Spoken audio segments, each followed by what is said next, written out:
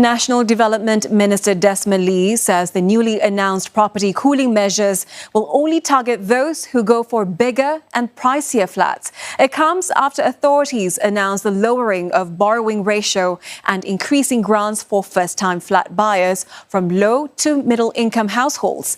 About 1 in 10 home buyers currently exceed limits. Claudia Lim reports. Just in the first half of this year, 419 HDB flats were sold for $1 million or more, close to the 469 that were sold for similar prices in 2023. While these only make up 2% of all resale transactions, National Development Minister Desmond Lee says these can psychologically push people to purchase flats at higher prices.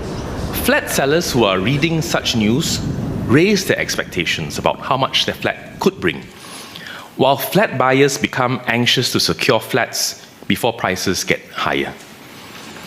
If we are not careful, such market dynamics can cause the resale market to run out of line with economic fundamentals and cause a bubble.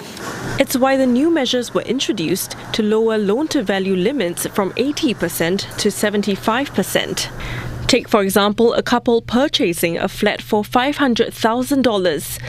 Before, they would have been able to take an HDB loan of up to $400,000.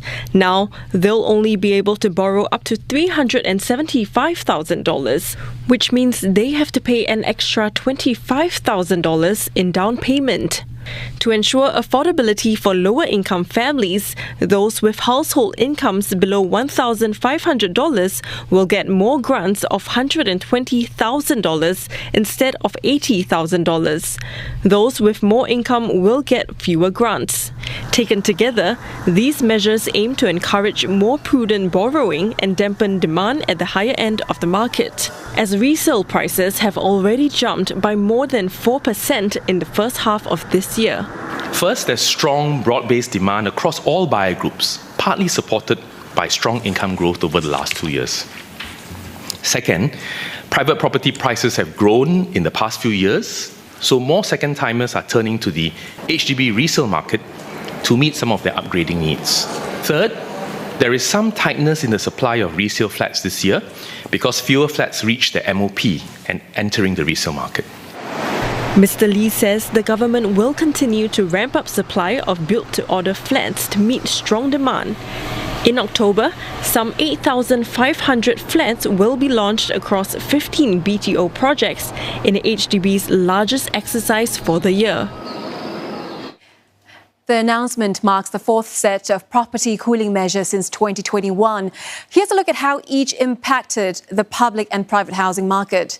Now, in 2021, median HDB resale prices jumped from $460,000 in January to $503,000 by November. That's an over 9% increase in just 11 months. Now, this prompted the first cooling measure at the end of 2021, when the LTV was cut from 90 to 85%.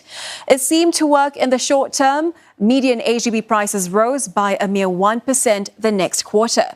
But it rebounded by 5% when these measures hit the 6-month mark.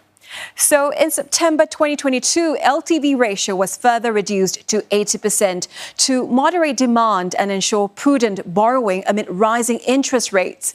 In the immediate months following, median HDB prices fell 1.5% and only rose by 1.1% 6 months later.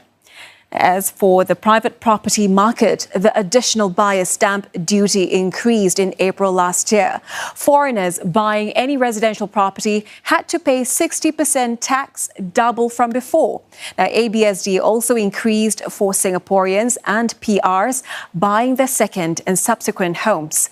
Immediately, median prices took a hit, falling by 1.2% after 3 months and 18.5% within 6 months.